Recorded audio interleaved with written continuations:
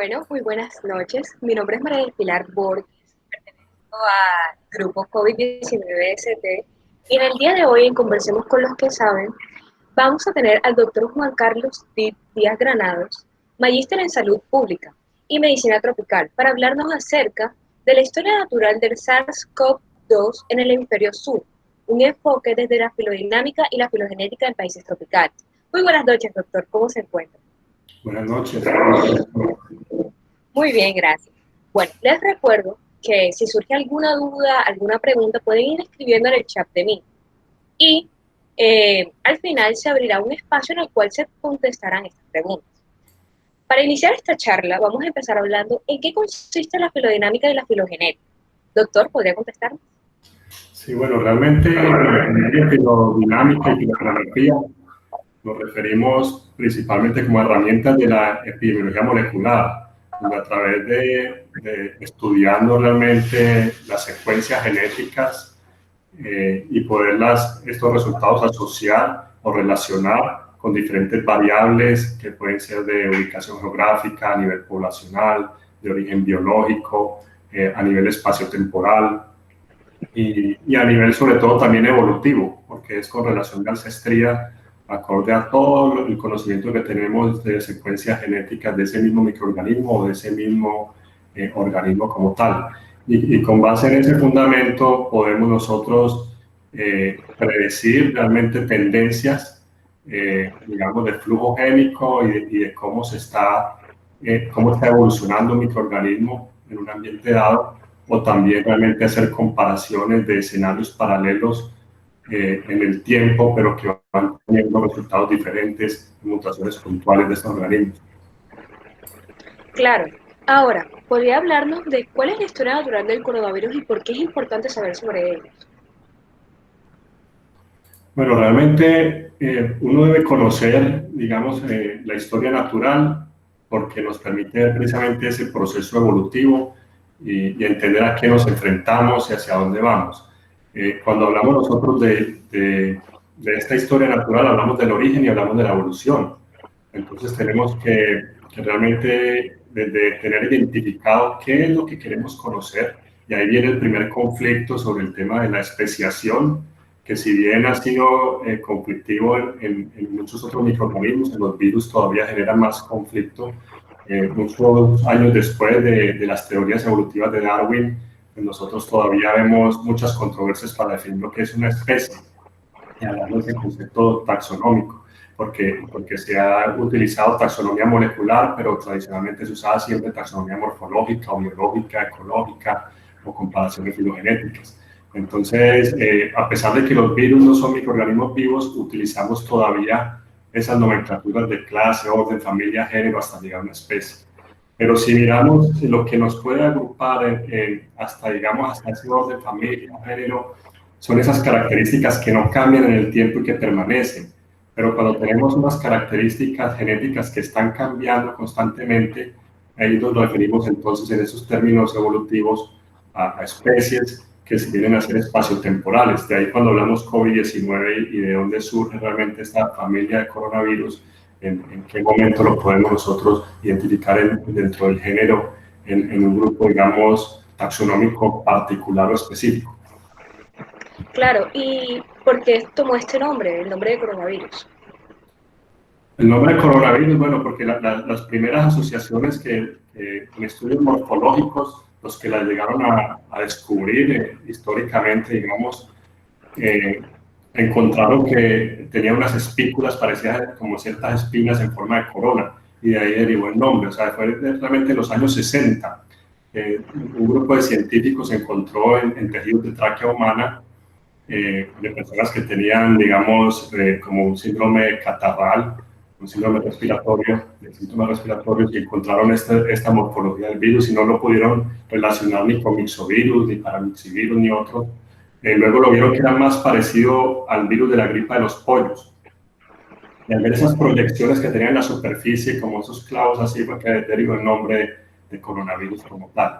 Pero no quiere decir, en enfermedades infecciosas, a veces creemos que cuando descubrimos algo es que eso es nuevo. Una cosa es que lo hayamos identificado, pero otra cosa es la ancestría que tiene, y estos virus vienen de miles de años atrás, incluso antes de Cristo. Listo, entonces en base a eso, ¿cómo se descubre un nuevo patógeno emergente? Para nosotros, hablar de pronto en el descubrimiento de nuevos patógenos, es fundamental que nosotros podamos tratar de, a ver, en la historia de la medicina siempre hemos tenido casi que dos vías de asociación. Una, que se identifica una enfermedad y luego miramos esa enfermedad, qué agente es el que encontramos ahí en esas personas que comparten esos síntomas y esa enfermedad. Pero también se ha dado que a veces encontramos un agente infeccioso y no lo conocemos mucho, y de pronto por alguna razón de estudios biológicos, moleculares, lo identificamos, y luego en el tiempo empezamos a encontrar ese mismo agente en personas enfermas. Entonces son dos procesos inversos de asociación. Inicialmente se asocia el microorganismo con la enfermedad, pero solo cuando ya hay estudios posteriores de causa-efectos que podemos realmente incidir realmente en ese mecanismo de transmisión, en esa patogénesis, etc. Entonces es fundamental en enfermedades emergentes como esta que hoy nos ocupa, hacer una identificación muy rápida de un patógeno, porque las consecuencias que puede tener en su diseminación son nefastas si nosotros no lo identificamos rápido para poder diagnosticar el caso índice, los casos, los contactos, cómo se propaga. O sea, si no tenemos diagnóstico, no tenemos unas medidas de acción frente a eso. Entonces siempre se busca el método más rápido de identificar un patógeno emergente hoy para dar una respuesta efectiva. Si miramos históricamente, eso no sucedió con el SARS. Porque en el SARS, cuando se dio el síndrome agudo, severo, dificultad respiratoria, se pensaron en muchas otras cosas. Y solo después de mucho tiempo es que se empezó a tratar de relacionar con un agente independiente, y luego que se empezó a conocer que podía ser un coronavirus. E incluso en los primeros estudios de asociación con el origen, se pensó en los civets, que son como unos zorros silvestres, y se pensó que como encontraron esas mismas secuencias de ese virus en ellos, pensaron que ese era el reservorio natural. Y ahí nos damos cuenta incluso de la importancia que es hacer un diseño epidemiológico para poder hacer estudios genéticos, porque no solamente porque encontremos una misma secuencia de un microorganismo en otro origen biológico lo tengamos que relacionar inmediatamente. Cuando en ese entonces los civets o estos zorros, nos dimos cuenta que en la literatura, que en todos los estudios que hicieron, la mayoría de los que estaban positivos solamente eran los que estaban en cautiverio en los mercados. Pero cuando se hizo en fauna silvestre, no cargaban el virus.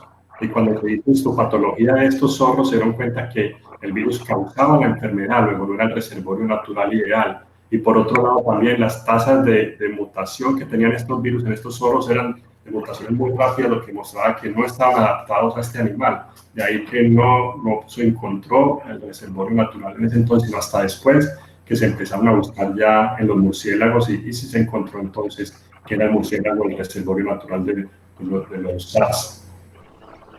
Bueno, es allí donde conocemos la importancia de conocer los coronavirus en animales. Entonces, ahora, ¿de qué depende la evolución de una pandemia y por qué puede ser diferente en estos países tropicales?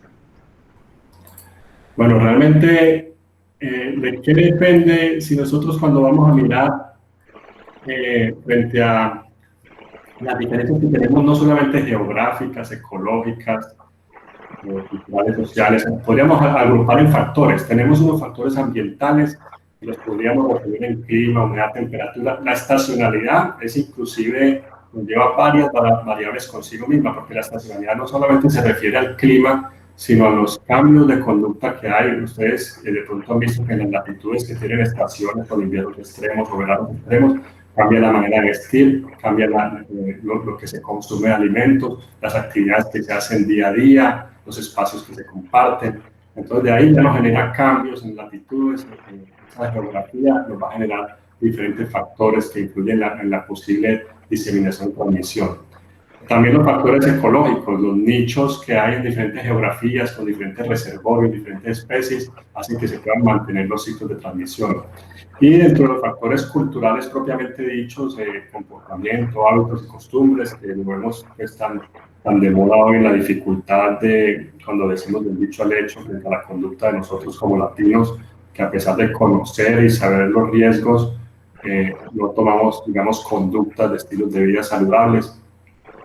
Y por otro lado, hay un factor muy importante que no puede nunca pasar desapercibido, son los factores genéticos poblacionales. Hay poblaciones más susceptibles o más resistentes a los diferentes microorganismos que son un factor no solo de selección, sino que incluso de que se pudieran dar estas mutaciones diferentes, llevando a manifestaciones distintas de patogenicidad o transmisibilidad. Pero nunca vamos a tener una sola explicación. Realmente, como vemos, en cualquier geografía existen todos los factores combinados, entonces la explicación siempre va a ser multicausal. Bueno, entonces, ¿cuál es la importancia de estudiar la genética del virus? Bueno, porque realmente si nosotros vemos que en las propiedades, digamos, en estas diferencias genéticas se pueden traducir en diferencias biológicas, en la diferencia de transmisibilidad, en la diferencia que puede ser en la patogénesis, inclusive en la resistencia a un fármaco, en la efectividad que pueda tener un candidato vacunal, hasta en la sensibilidad y especificidad de métodos diagnósticos. Y aquí quería yo comentar algo que hoy nos tiene preocupados y que probablemente pronto irá a salir en la literatura. Solo lo doy como información, no como un conocimiento, digamos, profundo. Luego les daré la diferencia bien de información-conocimiento. Pero nosotros, con el conocimiento actual, conocemos ciertos coronavirus. Tal vez sean más los que nos falta por conocer que los que conocemos. Y es curioso que ya hay reportes en varios países tropicales de muestras que se serían congeladas en 2016, 2017, 2018, de puestos centinela de vigilancia, por ejemplo, de influenza, H1N1 o otros virus respiratorios, y al procesar con los protocolos actuales para SARS-CoV-2, amplifican positivamente los genes que tiene este protocolo, lo que nos quiere decir que hay dos posibilidades: o que desde antes ya estaba circulando esta variante del virus, o que realmente hay otros virus que tienen otros mismos polimorfismos, esos mismos genes con ciertas similitudes que nos están generando unos falsos positivos en la amplificación. Entonces es algo bastante interesante que se podría discutir. Yo tengo una pregunta. O sea, ¿cómo podemos hacer que esto sea diferente en países tropicales, de que la evolución de la pandemia sea mucho más diferente que en otros países? A ver, una cosa es lo que nosotros podemos hacer, otra cosa es lo que por naturaleza misma y selección se da. De por sí el trópico es diferente, las poblaciones somos distintas, los nichos ecológicos, todo lo demás. Entonces, frente a eso, digamos, hay factores biológicos propiamente dichos, y ya los otros factores que son de respuesta frente a la pandemia son ya desde el tipo de vista de las conductas políticas públicas, capacidad resolutiva de sistemas de salud, capacidad diagnóstica. Pero yo diría que importante rescatar que tenemos que generar nuestro propio conocimiento de las dinámicas de transmisión, de la filogenia y filogeografía de los coronavirus en Latinoamérica, para poder diseñar nosotros nuestros diagnósticos más sensibles y específicos, para poder tener nosotros nuestros mejores candidatos vacunales, para poder nosotros poder definir luego cuáles son los tratamientos más efectivos para las variantes de los virus que están evolucionando en nuestro territorio, en nuestra geografía. Entonces nosotros estamos muy acostumbrados a recibir una información y luego replicarla aceleradamente como si eso fuera como la panacea, y tomar como ejemplo siempre lo que hacen otros países o los resultados de otros países para inmediatamente copiar el modelo. Entonces la reflexión es que si bien aprendemos de las buenas experiencias y experiencias exitosas y hay cosas que pueden ser replicables, hay mucho que innovar y mucho que conocer de nuestra propia realidad y de nuestra propia geografía. Y bueno, en base a eso, ¿cómo cree que están actuando los países latinoamericanos frente a esta pandemia? Uno ve que hay situaciones muy heterogéneas. Ahí de pronto todavía los países latinoamericanos dependemos mucho para el desarrollo tecnológico de otras latitudes, donde no lo vemos precisamente a nivel de laboratorio, la importación de reactivos, insumos para ir a la vanguardia, los equipos para hacer todo el diagnóstico molecular o los secuenciamientos por diferentes métodos. Dependemos mucho, pero uno diría que la capacidad de investigación que tiene Chile, que tiene Brasil, que tiene Argentina, que hay también en Colombia, podrían darse ejemplos, y y empezar yo diría que la invitación es a armar networks o redes de conocimiento con países europeos y Norteamérica que nos permita avanzar más rápido, pero con nuestras propias iniciativas, también con nuestros propios insumos, nuestras iniciativas para nosotros tener también liderazgo en el conocimiento que obtenemos de lo que está pasando en nuestras regiones. Claro, por supuesto. Entonces, hablando de factores, ¿cuáles son los factores que afectan la evolución de una pandemia, especialmente en Colombia? En Colombia, nosotros asumimos que nosotros recibimos, desde que llegó en marzo, que decimos que el primer viajero infectado, si uno mira el comportamiento de los grupos de los virus que hemos recibido en Colombia, tenemos tanto del lado europeo, que es el que llegó de Asia a Europa y luego de Europa a Sudamérica, y también tenemos, digamos, de Norteamérica, el grupo que también llegó a Sudamérica. Entonces, y luego aquí, en la medida que más aislados del virus y más secuencias tenemos, cada vez vemos más diversidad, más grupos diferentes, porque pareciera que la tasa de mutación de estos virus ARN es muy alta y cada vez vamos a tener más polimorfismo, más grupos distintos, más variantes, pero lo importante no es solamente conocer todas estas variantes, sino cuál es el significado de ellas. Estas variantes que hemos tenido en Colombia se traducen en que hay un cambio en la letalidad, en la patogénesis o no, en que hay un cambio en la transmisibilidad o no. Se traducen en que nos pueda estar disminuyendo o afectando la sensibilidad o especificidad en pruebas diagnósticas, sí o no. Eso es lo que tendríamos que estar nosotros como trabajando a la vanguardia de todos de los virus que están circulando en nuestro territorio, en las poblaciones, qué está pasando con ellos.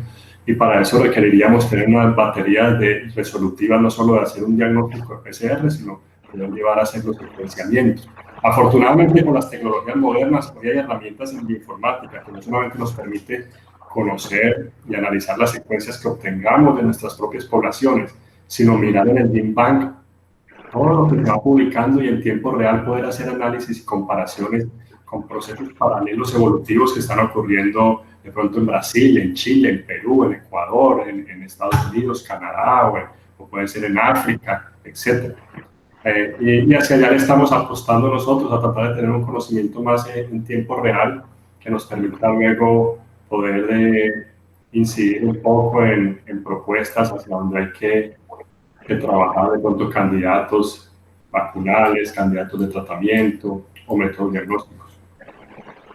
Doctor, estaría bien que nosotros tomáramos algunas medidas de lo que, o sea, de los países que están en Latinoamérica, que podríamos, o sea, como equipararlas aquí, podríamos realizarlas para poder tener un mejor control de la pandemia. Bueno, uno mira que de lo que se ha discutido mucho, por ejemplo, frente a no solamente, hay temas de salud pública y de política pública que se han discutido bastante frente al número de pruebas realizadas, metodologías de tamización en sintomáticos y asintomáticos, acordonamiento del contacto y personas de riesgo, con todos estos temas de la crisis económica y social, que si aislamiento, no aislamiento, cuarentena, no cuarentena, etcétera. Esos son temas propiamente de salud pública, pero a nivel, digamos, de lo que sí diría yo, de estudios ecoepidemiológicos, Colombia sí está más atrasado, porque sí tenemos en otros países, Chile, Perú, Bolivia, Ecuador, Brasil, desde hace años se viene estudiando ecoepidemiología de coronavirus. Entonces, curiosamente, ellos sí han tenido estudios de coronavirus en fauna silvestre, en poblaciones, en personas sintomáticas y asintomáticas, y conocen de otras familias de coronavirus, cómo han venido y pueden comparar eso, que tanto se puede afectar de reacción cruzada, por ejemplo, a nivel inmune con los coronavirus actuales, que tanto puede eso estar incriminándose de pronto en la susceptibilidad o resistencia que pueden tener las poblaciones. Pienso que en Colombia hacen falta muchos estudios ecoepidemiológicos. Es fundamental poder estudiar más la ecoepidemiología para estar más preparados. Si nosotros recordamos cuando lo SARS, y ustedes de pronto han leído en literatura que desde el año 2004, 2005, 2006, se predecía mucho del riesgo que había de una pandemia de coronavirus, del SARS-like, que son los más comunes en los murciélagos, y que era simplemente un salto que llegara al humano, que se diera transmisión humano-humano para que se pudiera dar una pandemia. Era como que algo ya avisado, era una bomba de tiempo. Sin embargo, decimos que no se avanzó. O sea, todos los esfuerzos que hoy se hacen aceleradamente para diseñar una vacuna, para buscar blancos terapéuticos, uno piensa que de pronto pudimos estar preparados. O sea, es fácil decirlo en retrospectivo, pero ya existía un conocimiento previo de la epidemiología que decía la tendencia con un nivel de riesgo alto y que pudimos estar más preparados para que hoy de pronto hubiera sido mucho más rápido el desarrollo de la vacuna o el desarrollo incluso de tener ya un tratamiento efectivo. Bueno, muchas gracias, doctor, por su intervención. Ahora vamos a pasar a algunas preguntas del público.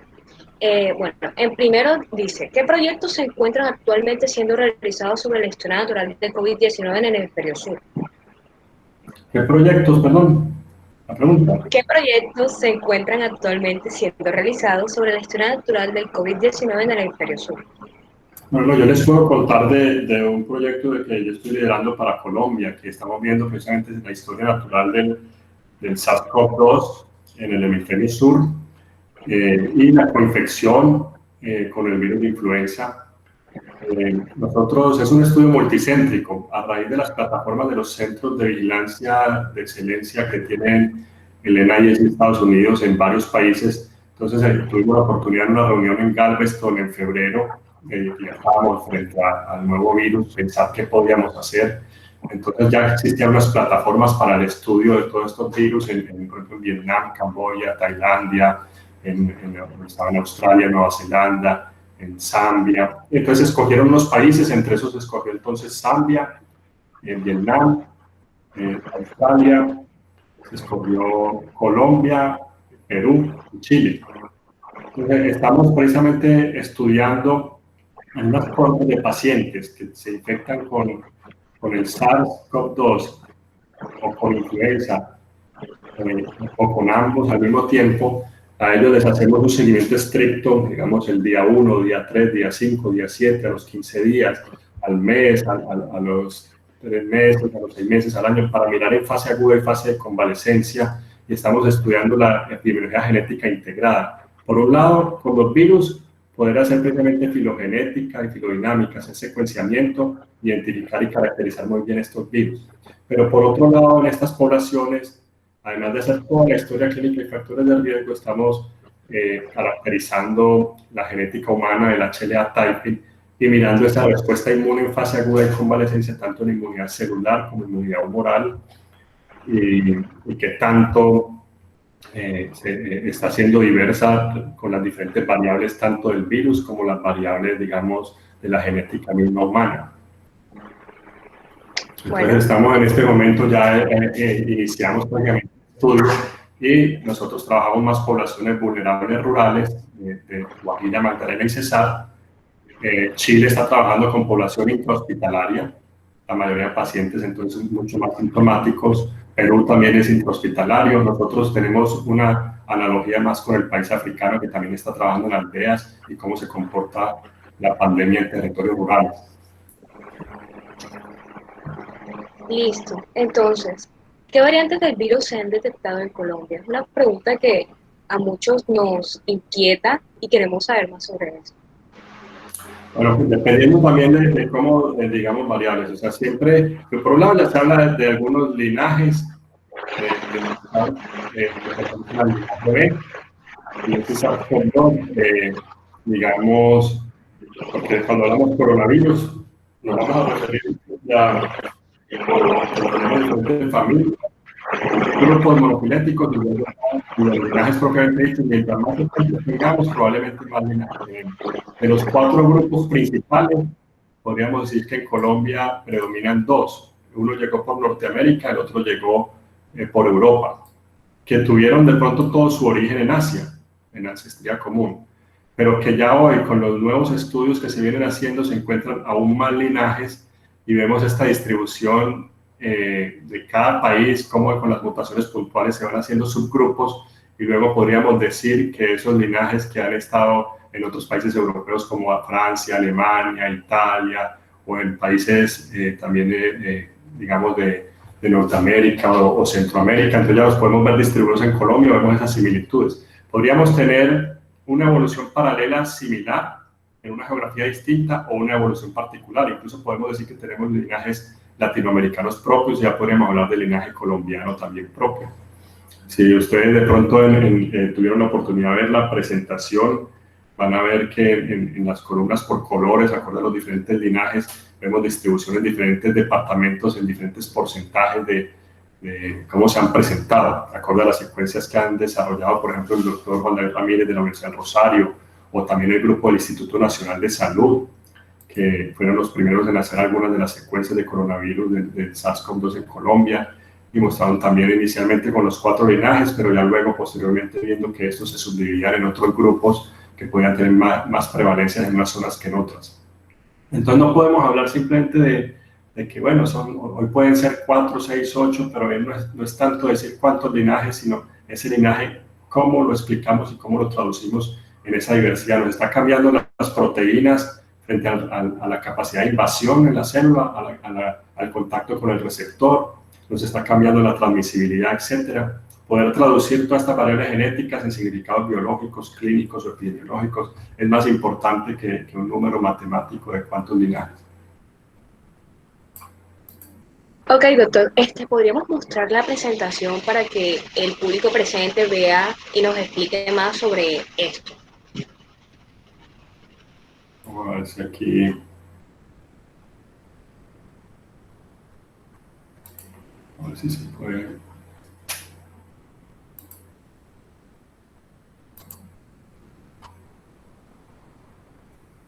No sé si se alcanzan a ver. Sí, señor, sí se ve. Bueno, por ejemplo, si miramos en un inicio, cuando el Instituto Nacional de Salud hizo las primeras secuencias, vimos cómo en Colombia se presentaban ya estos linajes que venían de Europa, de Norteamérica, o incluso los propios linajes que ya empezamos a encontrar en Sudamérica. Vimos luego que si subagrupábamos aún más, empezábamos a encontrar de pronto una variedad mayor de linajes. Aquí se ve de pronto en el círculo de diferentes colores, y encontramos que la distribución no era homogénea en los territorios, mientras predominaba, por ejemplo, en algunas zonas del Caribe un solo grupo, o en el Amazonas también. En la región andina era bastante diversa la distribución de diferentes grupos, probablemente por la densidad poblacional, por la demografía, por el intercambio. O sea, son comunidades de mucho más intercambio y podríamos decir más flujo génico entre los virus y más contacto entre personas. Curiosamente, en ese entonces, bueno, aunque hubo muy pocas secuencias del Atlántico, no aparece tanta diversidad como se vio en otros departamentos. Y si miramos en otro estudio que les decía de la Universidad del Rosario, vemos cómo también por diferentes departamentos se encontró distinto grado de diversidad, mientras que en Cundinamarca, Valle del Cauca, el mismo Antioquia, había más diversidad. Pero en cambio Magdalena, Meta, Cauca, Cesar, se veía simplemente el grupo de linaje europeo que permaneció, que tenía muy pocas secuencias para decir que fuera como tan significativo. Sin embargo, es que todos vamos trabajando con lo que tenemos. En la medida que nosotros tengamos más aislados y más secuencias, más robusta es la información y más interesante. Entonces uno no puede con un solo resultado aseverar algo hasta que es simplemente un proceso parcial de lo que conocemos hasta ahora, y hay una tendencia, y uno siempre debe buscar cada vez responder más preguntas que salen con ese resultado. No sé si alcanzaron a ver o si quieran preguntar algo más específico. Bueno, si lo alcanzamos a ver, pues ahora tengo la siguiente pregunta del público. Bueno, ¿qué tan seguros estamos de que este virus es de origen zoonótico? Bueno, realmente a nosotros mirar que no lo conocíamos antes en las poblaciones humanas, que la similitud con estos SARS-like que hay en los murciélagos es muy alta, y realmente que los coronavirus han sido conocidos en su historia por ser virus de animales, en donde la mayoría de los reservorios naturales han sido animales silvestres. Entonces uno dice es un virus, como la mayoría de las enfermedades emergentes, viene de animales. La mayoría de las enfermedades emergentes infecciosas son de origen zoonótico, y que el hombre termina siendo un hospedero accidental y que no hace parte de ese ciclo de vida natural y que luego ya por cuestiones de adaptación el virus podría desafortunadamente aprender a replicarse o transmitirse luego entre personas, que es lo más grave como pasó en este caso, pero afortunadamente muchas de las otras enfermedades emergentes llegan a que podamos infectarnos de un animal sin que podamos transmitir ese virus a otras personas, entonces se regula mucho más fácil, se controla mucho más fácil esta infección. Pero es por la similitud de las secuencias y porque el virus ya se conocía con esa gran similitud en estos hospederos reservorios naturales.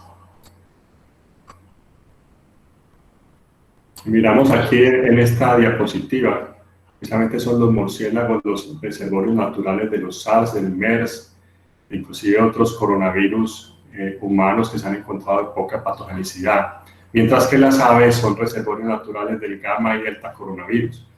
Hablamos de unos reservorios intermediarios, ¿qué quiere decir? Que ellos no son los reservorios naturales, ellos son los hospederos accidentales, como pasa con el MERS y los camellos, lo que llaman del pangolín, que tanto se asoció con el SARS-CoV-2, o el mismo civet y los vacunos mapaches que se asociaron tanto con el SARS inicialmente. Doctor, la siguiente pregunta es, ¿qué tan probable es que este virus se vuelva endémico en Latinoamérica y especialmente en nuestro país?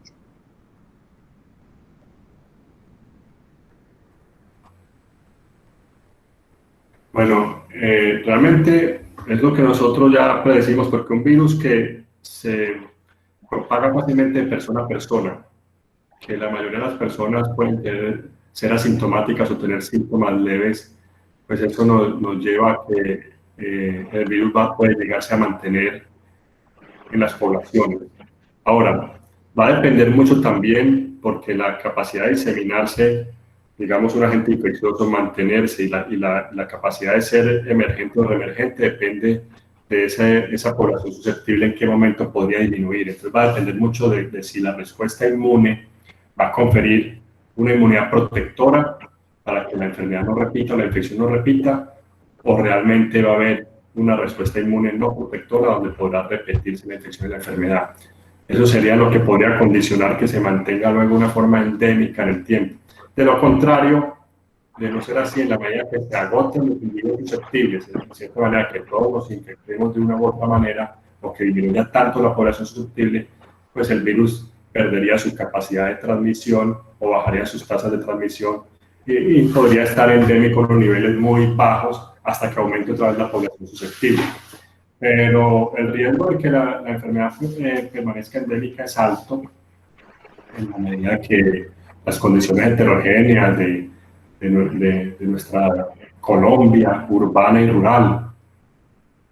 Podríamos decir que algunas ciudades pueden llegar a pasar su pico de su pandemia, bajar sus tasas de transmisión, pero entonces de pronto en 3 meses estará llegando a un pueblo, a una vereda, y de ahí que empieza a circular en espacios distintos, en medidas distintas, en dinámicas distintas en cada lugar, y de pronto en un tiempo más prolongado podría volver a reincidir en las personas susceptibles en las ciudades donde ya habían superado el pico de pandemia. Listo. Bueno, en la siguiente pregunta dice, ¿los pacientes que sufrieron MERS o SARS presentan algún tipo de inmunidad cruzada al ser contagiados con el COVID-19? Bueno, aquí en el hemisferio sur nosotros no tenemos realmente experiencia con el SARS y el MERS porque, bueno, afortunadamente en la época de estos brotes no llegó acá, pero lo que se sabe en los países que se encontró, no se hicieron estudios hasta el momento que dice esta persona sufrió SARS en tal tiempo y en este momento tiene protección o le dio menos severidad. No hay, digamos, datos de evidencia científica robusta de suficientes pacientes con SARS y MERS que se hayan luego sobreinfectado con COVID-19 y ver cómo ha sido el comportamiento. A nivel de laboratorio, sí hay información que puede decir que hay cierta respuesta inmune cruzada dependiendo de los antígenos que tú estés evaluando. Listo. Bueno, la siguiente pregunta dice, ¿existe la posibilidad de que el SARS-CoV-2 pueda presentar algún tipo de mutación que haga que este virus, con el fin de que pueda aumentar la tasa de contagio o la severidad de la enfermedad. Inclusive ya se conocen algunas mutaciones que afectan la relación con el receptor y la capacidad de transmisión, que podría ser lo más transmisible. Sin embargo, todavía afortunadamente no se ha visto una mutación que lo haga más letal o más patógeno. De poder, en términos de probabilidad, las probabilidades están dadas. Afortunadamente, al parecer, en todo este proceso coevolutivo de filtros biológicos, porque recuerden que la tendencia evolutiva también del virus es llegar a no destruir ese hospedero para poderse mantener y replicar. Entonces, hasta el momento la tendencia observada es que él mutó, y tanto así que se dio la transmisión persona a persona, y en las mutaciones ha podido aumentar transmisibilidad o capacidad de transmisión, pero no se ha visto eso reflejado en la letalidad o en la patogénesis, afortunadamente. Ok. La siguiente pregunta dice, se habla mucho de una vacuna de SARS-CoV-2 como una salvación. En el caso de desarrollarse una vacuna y funcionar, ¿qué tan probable es que en un futuro sea necesario desarrollar vacunas periódicas como en el caso de la influenza? Bueno, eso es todo un mundo para hablar de la inmunología del SARS-CoV-2 y todo lo que vienen los diferentes tipos de vacunas que se están trabajando. Lo ideal siempre en una vacuna es que sea inmunógena, o sea, que produzca anticuerpos, que la inmunogenicidad sea prolongada para que no requiera tantos refuerzos y que haya una estabilidad en esa inmunogenicidad para que no requiera estarse aplicando constantemente. ¿Y de qué va a depender eso? De que si nos estamos enfrentando siempre a un mismo virus y esa inmunogenicidad entonces va a responder siempre frente a ese virus, o si nos vamos a estar enfrentando a mutaciones del virus, que de pronto la inmunogenicidad que había producido ya no da una reacción cruzada protectora, entonces nos llevaría a refuerzos o a nuevas vacunas, como es lo que sucede en la influenza, que los antígenos son muy cambiantes. De pronto, en los coronavirus podría trabajarse con antígenos que no sean tan cambiantes, porque ahí, digamos, cuando uno mira el genoma del coronavirus, hay unos antígenos muy cambiantes, pero podrían haber otros antígenos más estructurales, más estables, que pueden ser buenos candidatos vacunales y que estén en diferentes variantes de coronavirus para que pueda esta inmunidad permanecer en forma efectiva a lo largo del tiempo. Ok. Entonces tendríamos como buscar una diana terapéutica, o sea, buscar como esos pedacitos que se parecen, por decirlo así, en el coronavirus para que pueda ser una sola vacuna. Pero recordemos también que no solamente, recordemos que no solamente es que sea inmunógena frente a algo puramente estructural, porque también tiene que, de cierta manera, producir un proceso que afecte la funcionalidad del virus, su capacidad de introducirse a la célula o su replicación dentro de la célula, porque de lo contrario podemos nosotros tener muy buenos anticuerpos para algunas proteínas estructurales, pero que de pronto no logran bloquear la infección y la enfermedad, entonces no tendría sentido. Pero así como podemos tener que sean de candidatos de antígenos bastante estables para que sean conservados en los diferentes linajes de coronavirus, pero que también tengamos antígenos que al generar anticuerpos nos bloqueen procesos vitales, el ensamblaje, la replicación viral en el organismo. Ok, bueno, en nuestra siguiente pregunta dice, ¿la diferencia entre países como con estaciones y países tropicales puede generar diferencias en la experiencia del virus? ¿Hay variaciones epigenéticas? Sí, claro. Por un lado, como habíamos visto, toda la parte de factores o sea, todo el tema multifactorial, pero el tema también poblacional.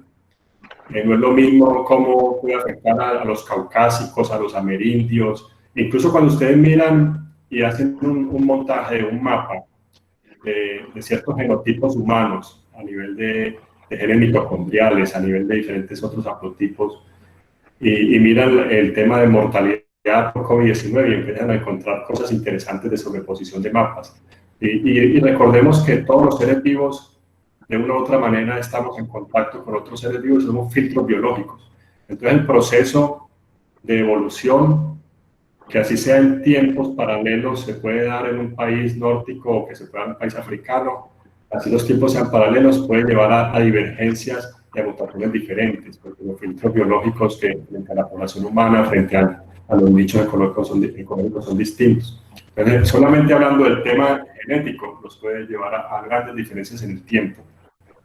Ya desde el punto de vista que habíamos de los aspectos multifactoriales, de componentes relacionados con los temas sociales, económicos, de estilos de vida, capacidad resolutiva, ya es una cuestión más distinta, pero solo la epigenética de por sí va a ser distinta en las distintas geografías y en las distintas poblaciones. Listo. Ahora nos pregunta, ¿es posible que en vez de una inmunidad funcional después de una infección previa, exista la posibilidad de que se presente la reinfección y genere una reacción similar a la que se presenta en el dengue? Bueno, que de pronto por una previa sensibilización fuera a actuar de pronto, se fuera a desregular el sistema inmune y respondiera de pronto con una mayor respuesta proinflamatoria frente a una segunda infección. Hasta el momento es muy pronto para decirlo. Que personas que sufrieron el SARS-CoV-2 se expongan a una variante, luego otra variante de SARS-CoV-2 y que vuelvan a desarrollar de pronto una hiperreactividad, digamos así, o una desregulación inmunológica. No tenemos evidencia hoy que nos demuestre eso. También incluso es bastante controvertido el tema de las reinfecciones. Lo que sí se ha visto es que una persona previamente infectada, esa persona puede contaminarse nuevamente. Entonces recordemos que también lo que nos está dando a veces un PCR en tiempo real positivo, no solamente, no quiere decir que el virus sea viable, puede haber fragmentos virales que nos dan una prueba positiva y no quiere decir que esa persona está infectada, está sufriendo la infección, la replicación viral. O sea, una persona previamente infectada fue positiva, sufrió la enfermedad, luego sale a los meses, se expone a otra persona transmisor y podría contaminarse sin necesidad de que el virus se replique en él. Hay que hacer como esas diferencias. Hasta el momento yo no conozco estudios que muestren que se dé una reacción cruzada de respuesta inmune e incluso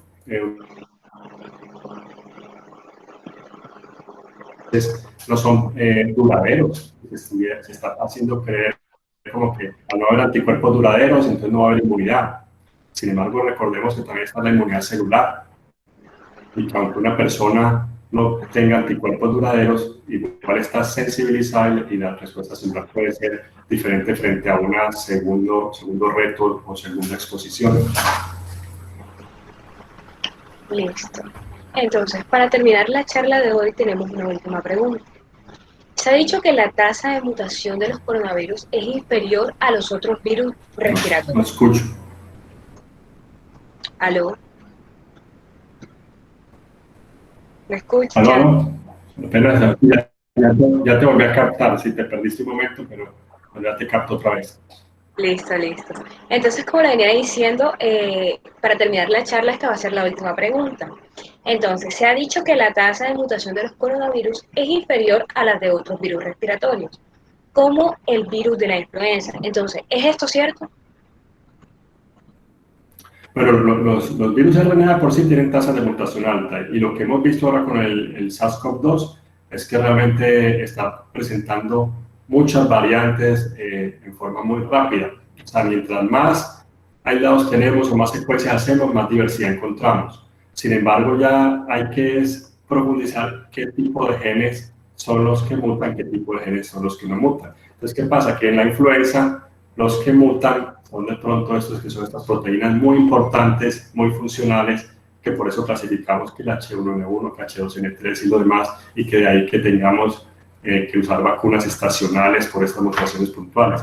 De pronto en los coronavirus, las mutaciones que se están dando de forma más rápida no es en estos genes que puedan ser de pronto tan importantes.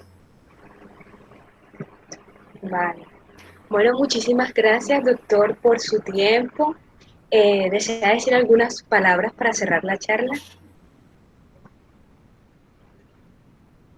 No, de pronto, pues hay que, en estos temas de genética, Si vemos, hoy aprendimos algo, digamos, en esta época del COVID-19, después de lo que sucedió en Wuhan, fue impresionantemente rápido, como conocimos las secuencias de este virus y cómo hubo desde la red de las tecnologías el compartir el conocimiento en genética para poder diseñar pruebas diagnósticas, para saber a qué nos enfrentábamos. Entonces, con el uso de las tecnologías, hoy hay un acceso a la información impresionante, de manera muy rápida. Pero yo sí quiero pronto dejar de moraleja que tengamos siempre presente la diferencia que hay entre información y conocimiento, porque estamos muy saturados de información y no es lo mismo eso que el conocimiento. Para tener conocimiento hay que digerir esa información y hay que realmente llevarla desde el método científico a ver las evidencias e incluso a construir verdades temporales que podrán ser refutadas, pero con método científico. Existe hoy lo que a veces yo llamo como esta vanidad de la pseudociencia, y que es precisamente porque la información se maneja con mucha vanidad. En cambio, uno ve que el conocimiento siempre se maneja con más humildad y con más prudencia. Entonces, el llamado es que a no manejar la información de la misma manera como se maneja el conocimiento. Porque ustedes van a ver que hay mucha información en todas las redes, en todos los medios, y a veces nosotros caemos en el error que si alguien dice o escribe algo similar a lo que nosotros pensamos, entonces lo damos por cierto. Y si nosotros, en cambio, pensamos diferente, lo damos por falso. Y entonces esa soberbia no cabe en la construcción sana del conocimiento. Así es. Bueno, muchísimas gracias al doctor y a todo el público presente. Recuerden que vamos a estar avisando en nuestras páginas las siguientes charlas. En Twitter e Instagram aparecemos como COVID-19ST y en Facebook como Estudiantes contra el Coronavirus. Muchas gracias a todos por asistir. Hasta luego. Bueno, siempre a disposición. Que tengan fin de semana feliz y que se cuiden mucho. Hasta luego. Igualmente.